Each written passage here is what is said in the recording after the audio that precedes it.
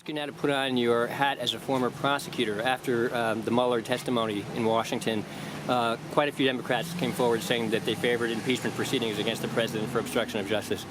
How do you feel about that?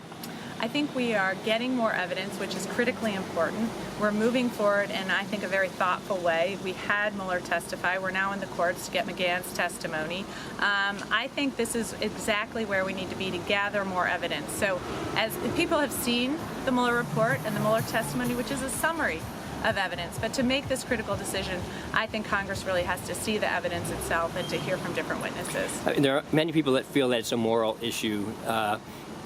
We've heard that Nancy Pelosi doesn't want to hurt your chances of in the election of removing President Trump. But I just think there's a moral imperative here. It's Congress's duty to sort of serve as a check and balance. So where do you fall on that? I mean, well, certainly part of Congress's constitutional duty as one of the three branches of government is to serve as a check and balance on the other two branches of government.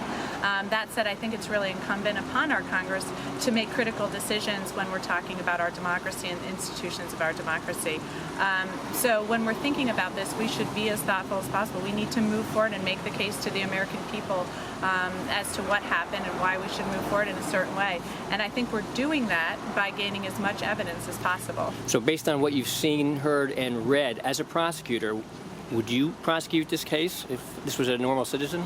So, you know, I've looked at this. I haven't heard from all of the witnesses, which I would do as a prosecutor. I've certainly seen a lot of summaries of the evidence. I've heard from some of the witnesses. So as a prosecutor, we're moving forward in a way that I think other prosecutors, such as Adam Schiff, are very comfortable with and very confident in the procedure.